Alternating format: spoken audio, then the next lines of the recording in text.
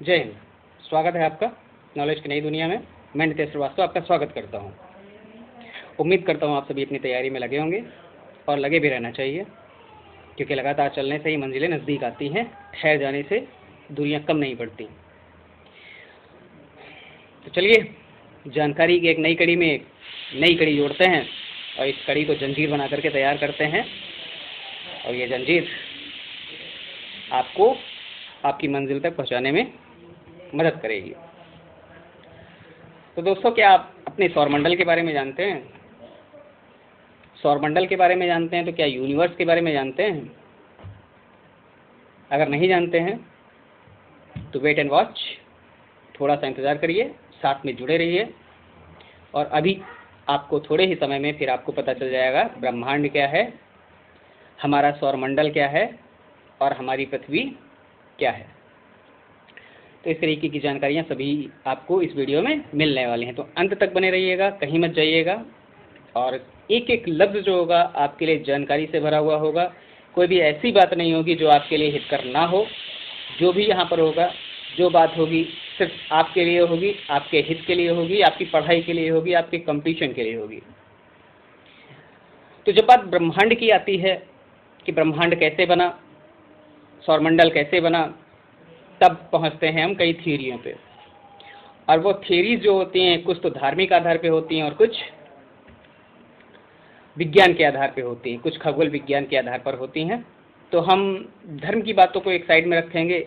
हमें competition level तक जाना है, कंपटीशन के लेवल की ही बातें करनी है, तो हमें उन्हीं बातों पे बात करनी है, उन्हीं बातों पे डिस्कशन करना है, वही बातें आपको समझानी हैं जो आपके लिए हितकर होंगी, आपके कारगर होंगी, आपकी परीक्षा के लिए बहुत महत्वपूर्ण हो जाएंगी।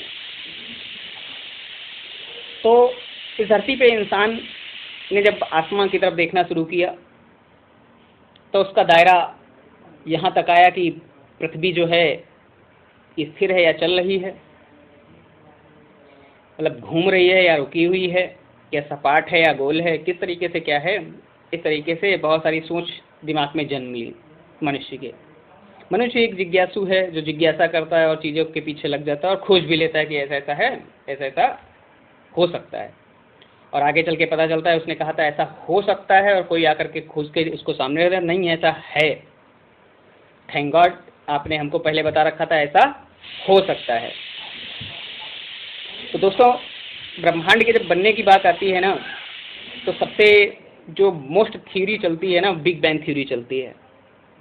बिग बैंग थ्योरी जो है ना, महाविस्फोट सिद्धांत जिसको कहा जाता है कि सब कुछ पहले एक छोटे से कण के रूप में था, एक गेंद के रूप में था, और अचानक उसमें विस्फोट होता है, बूम, और सारी चीज़ें फैलती हुई चली जाती हैं। और इस थ्योरी को देने वाले थे माननीय श्री जॉर्ज लेमेटर साहब, बेल्जियम के रहने वाले थे।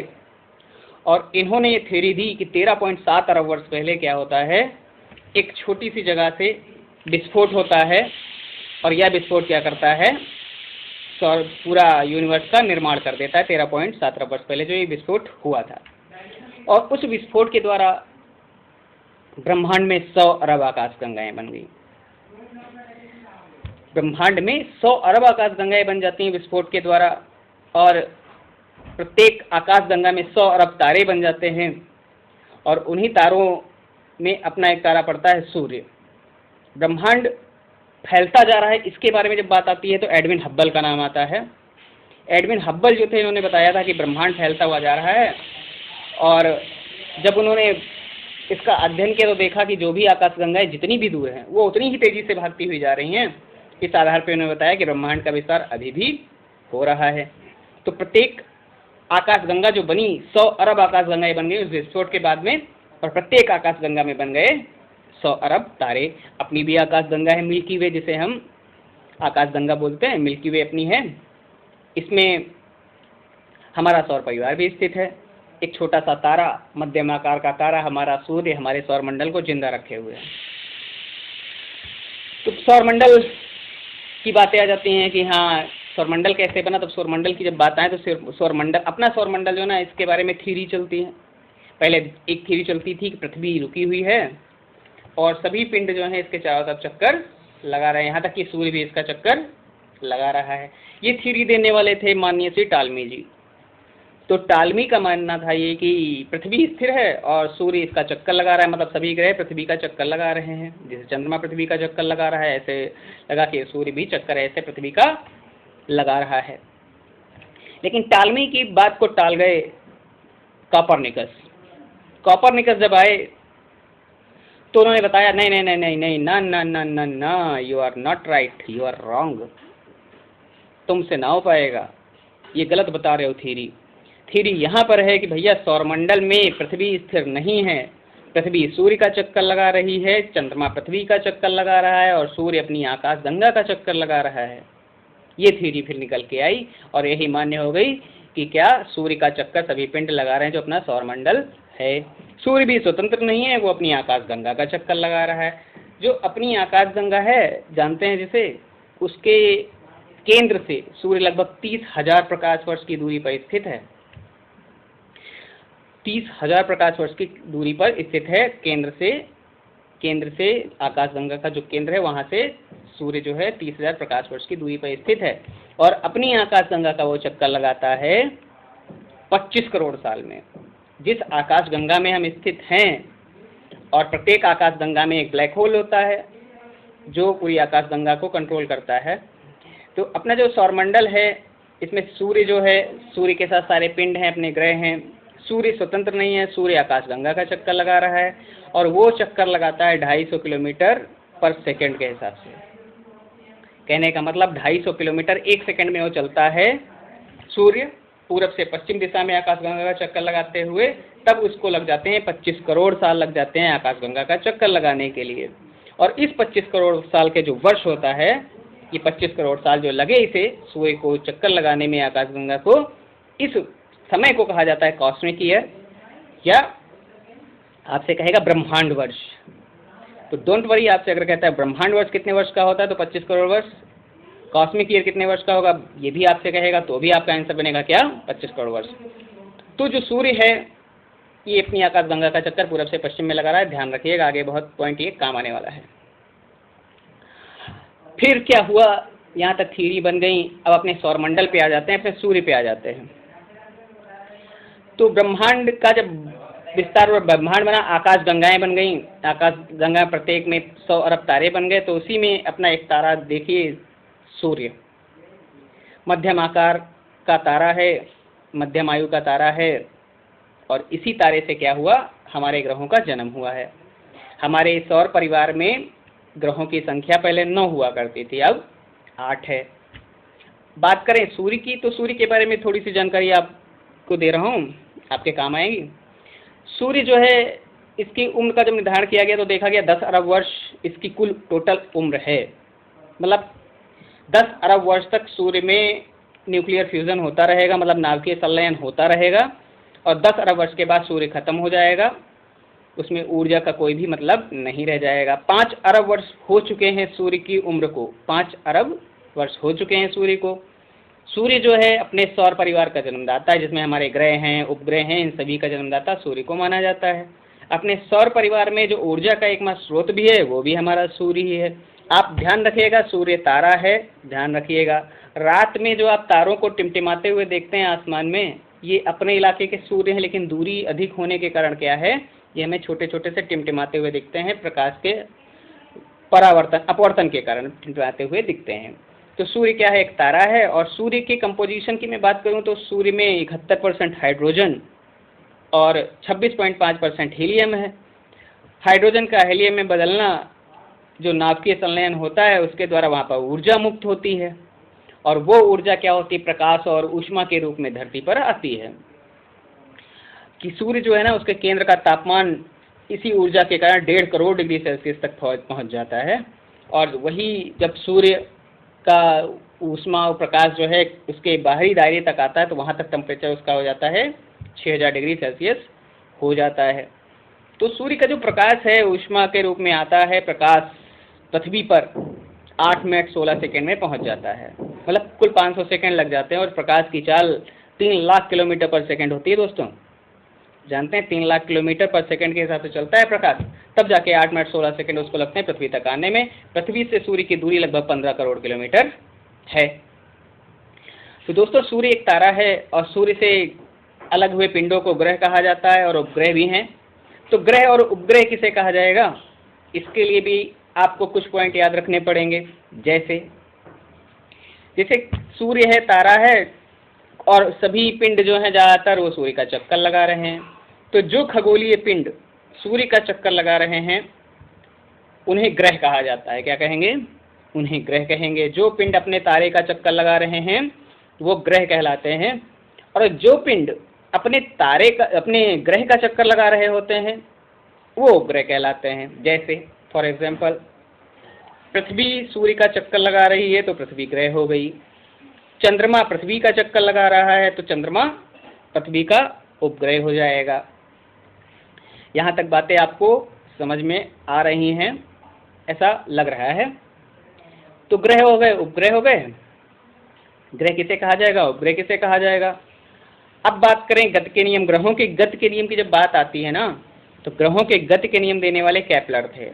इन्होंने 3 नियम दिए थे ग्रहों के, और इन्हीं नियमों का पालन नहीं कर रहा था प्लूटो। जो 9वां ग्रह हुआ करता था यम प्लूटो, उसे ग्रहों की श्रेणी से फिर निकाल दिया गया था। अब ग्रहों की संख्या सौरमंडल में अपने सौर परिवार की बात करेगा तो ग्रहों की संख्या आपको कितनी लिखनी पड़ेगी, 8 लिखनी पड़ेगी। कितने हुआ करते थे तब आपका आंसर 9 बनेगा। तो केपलर ने ग्रहों के गति के नियम दिए थे। कमेंट करके बताइएगा गति के नियम 3 नियम किसने दिए थे और कौन सी किताब में दिए थे। आपसे उम्मीद रहेगी कि आप बताएंगे, कमेंट करेंगे। तो सूर्य जो है उससे हमारा सौर परिवार बना हुआ है, 8 ग्रह हैं। तो सूर्य पहले है, उसके बाद में बुध है, बुध के बाद शुक्र है, उसके बाद में पृथ्वी है, फिर मंगल है, और मंगल के बाद में फिर आगे बृहस्पति है, फिर शनि है, अरुण है और वरुण है। इस प्रकार ग्रहों का एक क्रम दिया हुआ है। तो सूर्य के बाद पहला जो ग्रह की बात आती है, सूर्य के सबसे नज़दीक जो ग्रह पड़ता है वो पड़ता है बुध। बुध को मरकरी कहा जाता है। तो जो पहला ग्रह सूर्य के सबसे नज़दीक है वो बनेगा बुध। बुध के बारे में आपको याद रखना है क्या, कि सूर्य के सबसे नज़दीक ग्रह कौन सा। आप कहेंगे मरकरी। मरकरी मतलब पारा नहीं, मरकरी मतलब बुध की बात हो रही है। सबसे छोटा ग्रह कौन सा है, तो आंसर आपका बनेगा बुध। क्वेश्चन आपसे करता है कि सूर्य का परिक्रमा सबसे जल्दी कौन सा ग्रह कर लेता है, कितने समय में कर लेता है, तो आपका आंसर बनेगा बुध। जो नज़दीक होगा वो सबसे जल्दी परिक्रमा करेगा। 88 दिनों में क्या करता है, बुध सूर्य की परिक्रमा कर लेता है।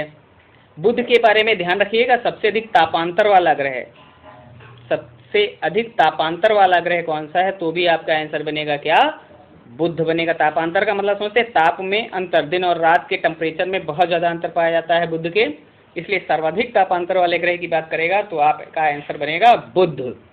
सूर्य की परिक्रमा सबसे जल्दी कर रहा है कौन, बुध। 88 दिनों में सबसे नज़दीक ग्रह सूर्य के कौन सा है, बुध। रिमेंबर, बुध के पास कोई भी उपग्रह नहीं है, मतलब बुध के पास कोई भी उपग्रह नहीं होंगे। नेक्स्ट शुक्र की मैं बात करूं तो शुक्र जो है ना वो पृथ्वी के नज़दीक पड़ता है। जैसे बुध सूर्य के नज़दीक है, ऐसे यहाँ पर शुक्र जो है पृथ्वी के नज़दीक पड़ता है। शुक्र आकार बनावट में पृथ्वी के समान है थोड़ा सा, इसलिए इसको पृथ्वी की बहन भी कह दिया जाता है।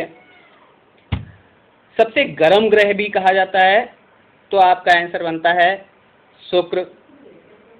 भोर सांझ का तारा की जब बात आती है कि हाँ भोर सांझ का तारा किसे कहा जाएगा, तो आपका आंसर बनता है शुक्र। पृथ्वी की बहन की बात आ जाती है तो आपका आंसर बनता है शुक्र।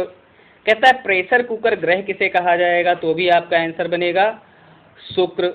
सबसे चमकीला ग्रह की बात करेगा तो भी आपका आंसर बनेगा शुक्र। सौंदर्य की देवी की बात कर देगा तो भी आपका आंसर बनेगा शुक्र। शुक्र को वीनस कहा जाता है, ध्यान रखेंगे। शुक्र की बात करें तो एक इंटरेस्टिंग पॉइंट याद रखिएगा, सूर्य का जो ये शुक्र का एक दिन जो होता है इसके 1 वर्ष से बड़ा होता है। कहने का मतलब जो चंद्रमा है इसका क्या बोलते हैं, ये शुक्र जो है इसका एक दिन जो होता है इसके 1 वर्ष से बड़ा होता है। दिन को कैसे निर्धारित किया जाता है, जो पिंड अपना स्वयं का चक्कर पूरा लगा लेता है उससे दिन और रात का निर्धारण होता है, और वही पिंड जब अपने तारे का चक्कर पूरा लगा के आता है तो उससे वर्ष का निर्धारण होता है। तो शुक्र एक ऐसा ग्रह है जिसका जो दिन है उसके वर्ष से बड़ा होता है, यह ध्यान रखिएगा। सबसे गर्म ग्रह की बात आती है तो शुक्र हो जाएगा। गर्म है इसलिए चमकीला दिखता है, चमकीला दिखता है तो सुंदर भी दिखता है। इसी से कई पॉइंट आप रिलेट कर लेंगे। सबसे गर्म ग्रह कौन सा हो जाएगा? शुक्र हो जाएगा। सबसे चमकीला ग्रह कौन सा हो जाएगा? शुक्र हो जाएगा। चमकीला है, भोर सांझ के तारा के रूप में इसको देखा जाता है। देखिए तारा की बात कर रहा है, लेकिन वो ग्रह का आंसर आपका आंसर बनेगा शुक्र वाला। शुक्र पृथ्वी के नज़दीक है, ध्यान रखिएगा। गर्मी की जब बात आती है तो आपके आंसर में बुध आएगा कि हाँ सूर्य के सबसे नज़दीक बुध है इसलिए सबसे गर्म होगा। नहीं, ऐसा कुछ नहीं है। शुक्र पे कार्बन डाइऑक्साइड 97.5% है लगभग, इसलिए वहाँ पर जो हीटनेस होती है वो वहाँ के वायुमंडल में कवर्ड रहती है। इसके कारण वहाँ का टेम्परेचर बहुत ज़्यादा होता है, इसलिए वो गर्म हो जाता है। पृथ्वी से रिलेट कर सकते हैं ग्लोबल वार्मिंग से। कार्बन डाइऑक्साइड यहाँ पर बढ़ती जा रही है और पृथ्वी का तापमान 15 डिग्री से ऊपर एवरेज से ऊपर जा रहा है। ऐसा ही सिस्टम वहाँ पर भी शुक्र पर भी है। तो दोस्तों शुक्र के बाद नज़दीक आ जाते हैं, फिर पृथ्वी पहुँचते हैं। पृथ्वी अर्थ की बात हो रही है। पृथ्वी क्रम से अगर मैं आऊँ सूर्य से नज़दीकी के क्रम में तो तीसरे नंबर पे आएगा। आकार में बात अगर करें तो ये 5वां सबसे बड़ा ग्रह हो जाएगा। पृथ्वी 23.5 अंश झुकी हुई है और 23.5 अंश झुके ये क्या करती है? सूर्य की परिक्रमा पश्चिम से पूर्व में कर रही है। पृथ्वी जब सूर्य की परिक्रमा करती है पूरे समय ऐसे लग जाता है तब वो एक साल बन के तैयार होता है। मैंने अभी आपको बताया कि जब कोई ग्रह पूरा चक्कर अपने तारे का लगा लेता है तो उसे क्या बोलते हैं? उसे वर्ष बोला जाता है। जब कोई पिंड स्वयं का चक्कर अपनी जगह पे लगा लेता है तो उसे दिन और रात निर्धारित होते हैं। तो पृथ्वी के दिन रात की अगर मैं बात करूँ तो पृथ्वी जो है अपनी जगह पे रोटेशन मतलब स्वयं का रोटेशन जो है वो 23 घंटे 56 मिनट और 4 सेकंड में पूरा कर लेती है। ध्यान रखिएगा, 23 घंटे 56 मिनट और 4 सेकंड, ना कि 24 घंटे। 24 घंटे तो बोलचाल की बात में आता है। तो 23 घंटे 56 मिनट 4 सेकंड में पृथ्वी क्या करती है? स्वयं का चक्कर अपना लगा लेगी और इसे दैनिक गति कहा जाएगा। और इस दैनिक गति के कारण ही क्या होता है? दिन और रात हो जाते हैं। ध्यान रखिएगा। तो पेपर में अगर आपके आता है कि एक दिन कितने घंटे का होता है तो आपका आंसर रहेगा 23 घंटे 56 मिनट और 4 सेकेंड। अगर कहता है सौर दिवस कितने समय का होता है तो आपका आंसर 24 घंटे रहेगा। वो आपको 24 घंटे से ही नंबर मिलेगा। तो अपनी पृथ्वी स्वयं का चक्कर लगाती है, साथ ही सूर्य का भी चक्कर लगाती है। सूर्य का जब चक्कर लगाती है ऐसे करके तब उसे लग जाते हैं 365 दिन 5 घंटे 48 मिनट और 46 सेकेंड।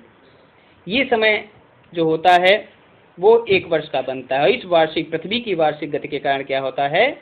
पृथ्वी पर ऋतुओं का परिवर्तन होता है। तो ध्यान रखेंगे, जैसे 365 दिन 5 घंटे 48 मिनट और 46 सेकेंड, यही 5 घंटे 48 मिनट 46 सेकेंड 4 साल तक इकट्ठा होते रहते हैं और आपको लीप ईयर में एक दिन पूरा बढ़ के मिल जाता है।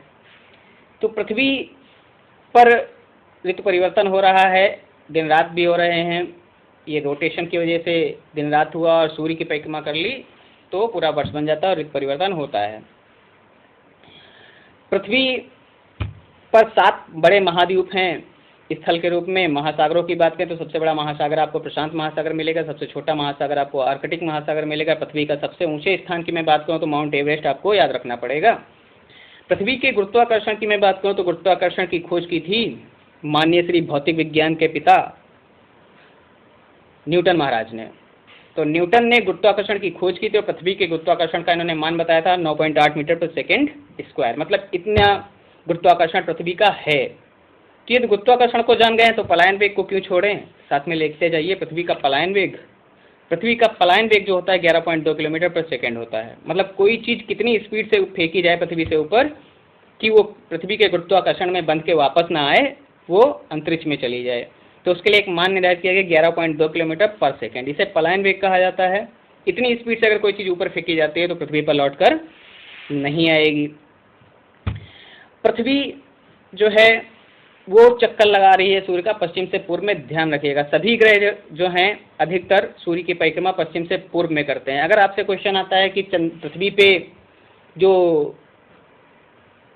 सूर्य है वो पूरब में ही क्यों निकलता हुआ दिखाई पड़ता है, तो आपका आंसर ये बनेगा क्योंकि पृथ्वी जो है पश्चिम से पूर्व में घूम रही है, इसलिए यहाँ पे सूर्योदय जो होता है वो पूरब में होता है। पृथ्वी का एकमात्र उपग्रह है चंद्रमा।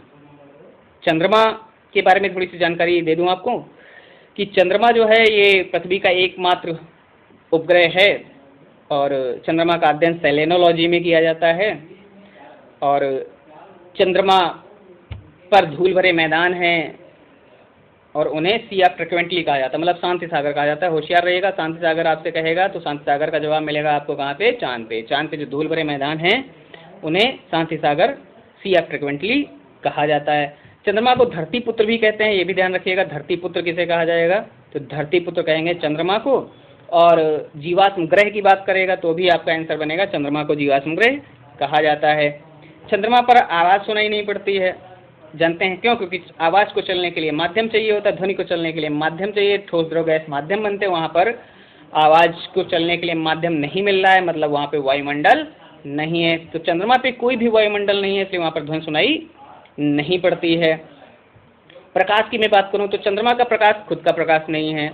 चंद्रमा का प्रकाश खुद का प्रकाश नहीं है, वो सूर्य के प्रकाश को क्या करता है? पृथ्वी पर परावर्तित कर देता है। 1.2 सेकंड लगते हैं और पृथ्वी पर वो प्रकाश आ जाता है, ये आप ध्यान रखिएगा। तो चंद्रमा का स्वयं का प्रकाश नहीं है, चंद्रमा पर वायुमंडल नहीं है। गुरुत्वाकर्षण की बात कर लेते हैं, जो पेपर में आपसे बहुत पूछा जाता है कि चंद्रमा का गुरुत्वाकर्षण पृथ्वी के गुरुत्वाकर्षण के सापेक्ष कितना है? तो जानते हैं पृथ्वी के सापेक्ष गुरुत्वाकर्षण का मान होता है 1/6। मतलब कोई चीज़ जो यहाँ पर 60 किलो की है, अगर चंद्रमा पे जाती है तो वहाँ पर आप 6 से भाग करेंगे तो उसका वजन आपको पता चलेगा कितना निकला? 10 किलो निकलेगा। तो ध्यान रखिएगा, वजन का निर्धारण जो होता है गुरुत्वाकर्षण के कारण ही होता है। तो चंद्रमा का व्यास पृथ्वी के व्यास का 1/4, चंद्रमा का गुरुत्वाकर्षण पृथ्वी के गुरुत्वाकर्षण का 1/6, चंद्रमा का द्रव्यमान पृथ्वी के द्रव्यमान का 1/8 है, ये ध्यान रखिएगा आप हमेशा। चंद्रमा की और बात करें तो 21 जुलाई 1969 धरती से देखते देखते चांद के पार चलो सोचने वाला इंसान, चंदा मामा, चांद सा रोशन चेहरा, इस तरीके से सोचने वाला इंसान एक दिन चंद्रमा पे पहुंच जाएगा, ऐसा किसी ने नहीं सोचा था। लेकिन 21 जुलाई 1969 को ये कारनामा कर डालते हैं अमेरिका यूएसए के नील आर्मस्ट्रांग, एडविन एल्ड्रिन, ये लोग पहुंच जाते हैं चांद पे। चंद्रमा पर सबसे पहले उतरते हैं नील आर्मस्ट्रांग, अपना बायां पैर रखते हैं और उसमें उनकी हार्ट बीट चल रही होती है, 156 तक पहुंच जाती है। डर भी तो लगता है यार, जिसे हम ज़मीन से देख रहे थे चांद पे पहुंच गए, पता चले यहाँ पहुँचे, यहाँ एलियन वगैरह हों और पकड़ ले जाएं। क्या बहुत तुम्हें फिक्र थी चांद के पार आने की, आओ तुम्हें चांद के पार ही ले चलते हैं, यहाँ से ऊपर जाने का रास्ता नज़दीक में मिलेगा आपको। तो ध्यान रखिए, चांद पर खड़े व्यक्ति को जो होगा वो आसमान का रंग काला दिखाई पड़ेगा, क्योंकि आप पढ़े लिखे आप जानते हैं आकाश का वास्तविक रंग कैसा है, वो काला होगा। तो 21 जुलाई 1969 को नील आर्मस्ट्रांग, एडविन एल्ड्रिन पहुंच जाते हैं अपोलो 11 अंतरिक्ष यान के द्वारा। चंद्रमा की हिपेशिया घाटी में उतरते हैं और उस घाटी में उतरने के बाद मिट्टी लेकर के आते हैं और मिट्टी की जांच होती है तो पता चलता है चंद्रमा भी उतना ही पुराना है जितना पुरानी हमारी पृथ्वी है। पृथ्वी कितनी पुरानी है आप जानते हैं? यूरेनियम विधि से इसकी उम्र का पता लगाया गया और पता चला पृथ्वी की उम्र 4.6 अरब वर्ष पुरानी है। मतलब पृथ्वी की उम्र कितनी है? 4.6 अरब वर्ष। अभी मैंने आपको बताया कि सूर्य जो था इसकी उम्र अभी तक हो चुकी है कितनी? 5 अरब वर्ष हो चुकी है। 5 अरब वर्ष तक अभी सूर्य हमको प्रकाश और ऊर्जा देता रहेगा। पृथ्वी की उम्र कितनी है? तो 4.6 अरब वर्ष है। कैसे पता चला? तो पृथ्वी की उम्र का पता चलता है कैसे?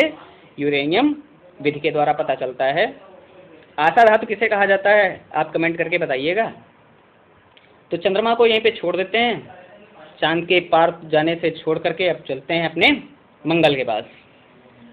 तो भैया मंगल जो है पृथ्वी की एक पॉइंट रह गया, नीला ग्रह याद रखिएगा। पृथ्वी को नीला ग्रह कहा जाता है। क्यों कहा जाता है? तो पृथ्वी पर 71% जल है, जल की अधिकता के कारण, प्रकाश के प्रकीर्णन के कारण समुद्री जल जो है नीला दिखाई पड़ता है, इसलिए उस ऊपर से आसमान में देखने पर इसे नीला ग्रह कहा जाता है। पृथ्वी को गोल सर्वप्रथम किसने बताया था ये आप बताइएगा?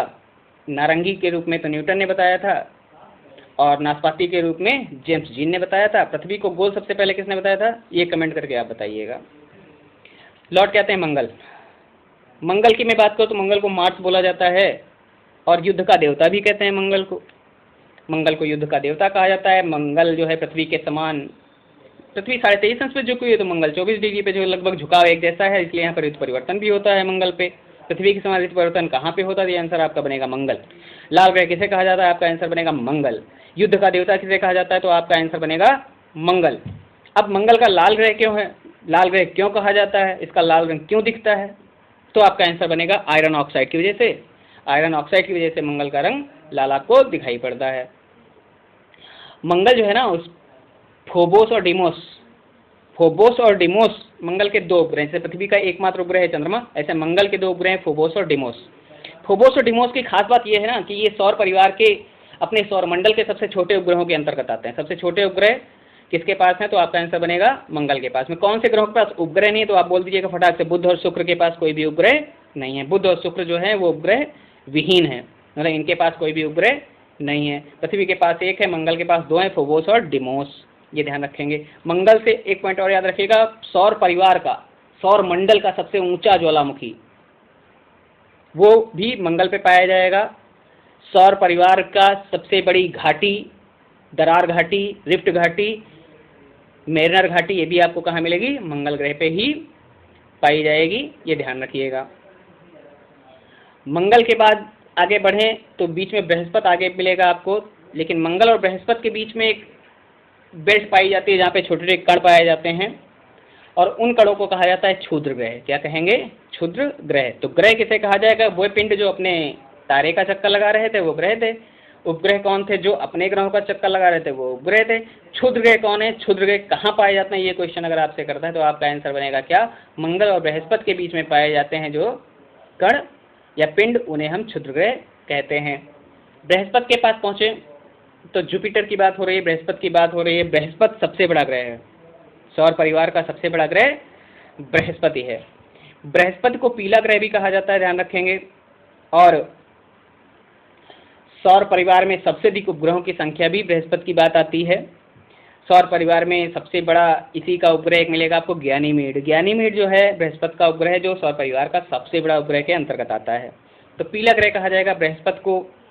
और इसी में एक क्वेश्चन आता है, आपसे पेपर में पूछेगा कि लाल विशाल धब्बों वाला ग्रह किसे कहा जाता है?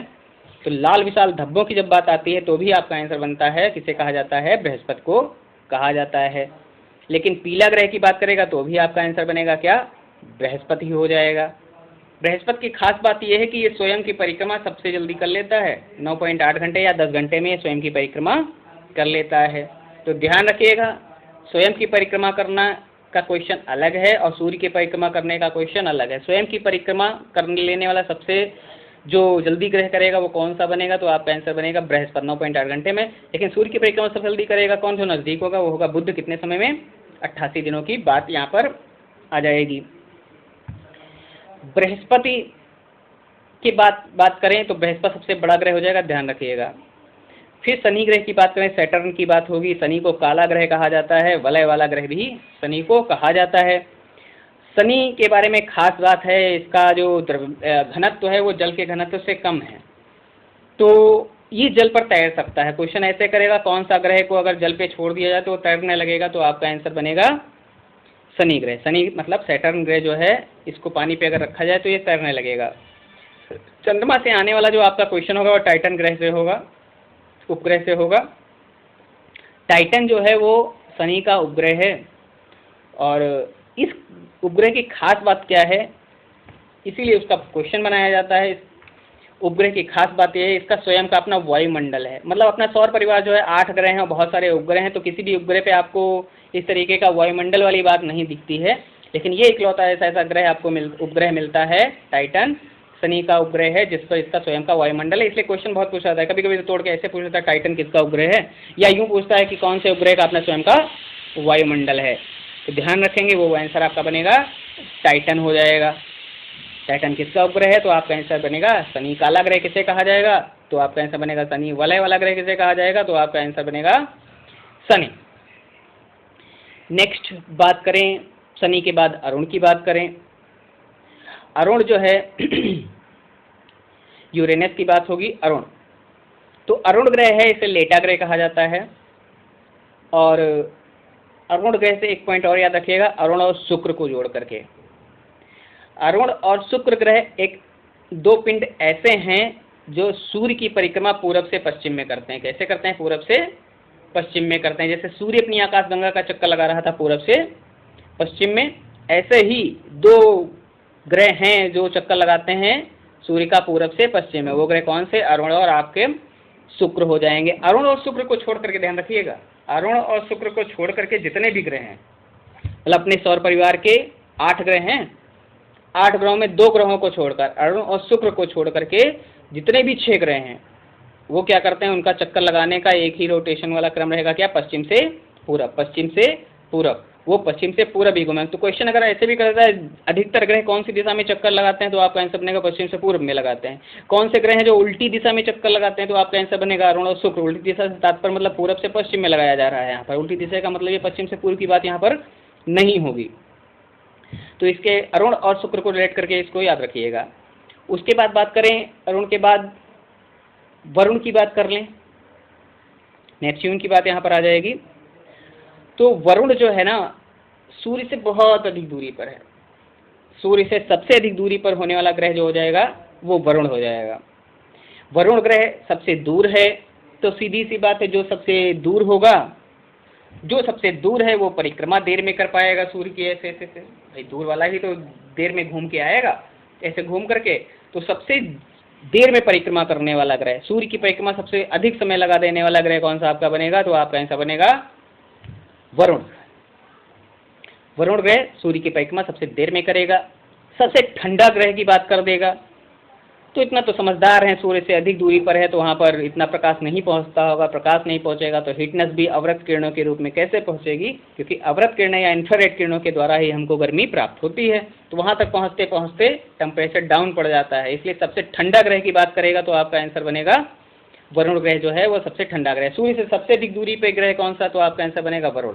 सबसे ठंडा ग्रह कौन सा है, तो आपका आंसर बनेगा वरुण। सूर्य की परिक्रमा सबसे जल्दी कौन कर लेता है, तो आपका आंसर बनेगा बुध। सबसे देर में कौन करेगा, तो दूर होगा वो करेगा कौन, वरुण। स्वयं की परिक्रमा सबसे जल्दी कौन कर सकता है या करता है, तो आपका आंसर बनता है बृहस्पति। कौन सा ग्रह, पीला ग्रह। बृहस्पति भगवान की पूजा होती है, पीले पीले वस्त्र पहने जाते हैं, पीला खाने को बोला जाता है, इससे रिलेट कर लीजिएगा। मंगल को लाल ग्रह कहते हैं, इसको रिलेट रखिएगा हनुमान जी से। हनुमान जी युद्ध करते रहे, हनुमान जी की मूर्ति जो मिलती है आपको लाल ही मिलती है। तो लाल ग्रह कहा जाएगा मंगल को, पीला ग्रह कहा जाएगा बृहस्पति को, काला ग्रह कहा जाएगा शनि को, हरा ग्रह कहा जाएगा किसको, ये कमेंट करके आप बता दीजिएगा, पढ़ा चुके हैं, जिसको याद हो लिख के बता दीजिएगा कि हरा ग्रह किसे कहा जाएगा। नीला ग्रह किसे कहा जाएगा, तो पृथ्वी को कहा जाएगा। क्यों कहा जाएगा, जल की अधिकता के कारण कहा जाएगा। और ये नीला ग्रह क्यों दिखता है, प्रकाश के प्रकीर्णन के कारण आपको दिखाई पड़ता है। आसमान का रंग भी उसी के कारण, प्रकाश के प्रकीर्णन के कारण ही आपको नीला दिखाई पड़ता है। यहाँ तक आ गए हैं तो यम और प्लूटो को भी साथ में निपटा देते हैं। यम और प्लूटो जो था पहले ग्रह हुआ करता था, 2006 से पहले तक ये क्या था, ग्रह की श्रेणी में आता था। और तब 9 ग्रह माने जाते थे। और 9 ग्रह वाला क्रम जो है दिमाग में थोड़ा सा होशियार रहिएगा, नहीं पंडित जी के सहारे 9 ग्रह जो पूजा होती है वो आपके दिमाग में बैठी रहेगी कि 9 ग्रह पूजे जाते हैं, तो आप 9 ग्रह लगा के नंबर नहीं पाएंगे। ध्यान रखिएगा, 9 ग्रह पहले हुआ करते थे, अब ग्रहों की संख्या 8 है, क्योंकि यम और प्लेटो जो है ना ये कैप्टर के ग्रहों के गति के नियम का पालन नहीं कर रहा था, इसलिए इसको ग्रहों की श्रेणी से निकाल दिया गया। ऐसा नहीं कि गए हैं ऐसे ऊपर से आसमान से उठा करके इसको अलग कर दिया, नहीं, वो अभी भी है, लेकिन इसका एक दर्जा खत्म कर दिया गया कि अब आज से इसको बौने ग्रह की श्रेणी में रखा जाएगा। अब इसे ग्रहों की श्रेणी से हम निकाल दे रहे हैं। तो मुख्यतः कुछ पॉइंट जो रहेंगे, मुख्यतः क्या सभी कुछ आपकी जानकारी के लिए था, सारे पॉइंट आप ही के लिए थे। 30 से 35 मिनट के इस वीडियो में यूनिवर्स क्या है, यूनिवर्स का निर्माण कैसे हुआ, हमारा सौर मंडल कैसे बना, हमारे सौर मंडल में ऊर्जा का एकमात्र साधन सूर्य कैसे बना, सूर्य में ऊर्जा कैसे बनती है, हमारे ग्रह किसे कहेंगे, हम उपग्रह किसे कहेंगे, क्षुद्र ग्रह किसे कहा जाएगा, कौन से ग्रह को ग्रहों की श्रेणी से निकाल दिया गया है, उसे ग्रहों की श्रेणी से किस आधार पर निकाल दिया गया है। पहले ये हीलियोसेंट्रिक थ्योरी या जो थी जियोसेंट्रिक थ्योरी देने वाले कौन थे कि पृथ्वी केंद्रित है, मतलब रुकी हुई है और इसका चक्कर लगा रहे हैं सारे पिंड, ये बताने वाले कौन थे, टालमी थे, जिसे जियोसेंट्रिक थ्योरी कहा गया। हीलियोसेंट्रिक थ्योरी मतलब सौरमंडल के खोजकर्ता फिर कोपरनिकस थे, जिन्होंने बताया कि पृथ्वी स्थिर नहीं है, ये सौरमंडल का चक्कर लगा, सूर्य का चक्कर लगा रही है, सूर्य भी स्वतंत्र नहीं है, सूर्य भी अपनी आकाशगंगा का चक्कर लगा रहा है, जैसे कि उपग्रह अपने ग्रहों के चक्कर लगा रहे हैं, ग्रह सूर्य का चक्कर लगा रहा है। तो दोस्तों सूर्य अपना सौर परिवार और सौरमंडल और ब्रह्मांड के बारे में जितनी भी जानकारी यहाँ पर दी गई है वो सभी आपके पेपर के लिए महत्वपूर्ण होगी। किसी भी चीज़ को आप छोड़िएगा नहीं। वीडियो आपको अच्छा लगा हो तो अपने पढ़ने वाले दोस्तों को भेजिएगा, लाइक करिएगा, कमेंट करिएगा, सब्सक्राइब तो जरूर करिएगा जिनके पास ये वीडियो पहुँचे। और इसके बाद किस टॉपिक पे वीडियो चाहते हैं ये आप बताइएगा। और आपके जो भी कमेंट आएंगे उस आधार पे मैं वीडियो बहुत जल्दी ही आपको प्रोवाइड करा दूंगा। कोशिश करूंगा जल्दी से जल्दी कि आपके जो आपने कमेंट किए हैं जिस जिस टॉपिक पे आप वीडियो चाहते हैं उस टॉपिक पे आपको वीडियो बना करके दे दिया जाए। तो कंपटीशन की इस महाभारत में थोड़ा सा योगदान हमारा भी आपके लिए। उम्मीद करते हैं आपको ये चीज़ें अच्छी लगी होंगी। तो अपनी तैयारी में लगे रहिए और साथ ही यूँ ही चलते रहिए। मिलते हैं अगले वीडियो में, तब तक के लिए दोस्तों जय हिंद, विजय हिंद। अपनों का ख्याल रखें, अपने सपनों के लिए जिएं। जानते हैं क्यों? कि ज़िंदगी ना मिलेगी दोबारा। जय हिंद, विजय हिंद।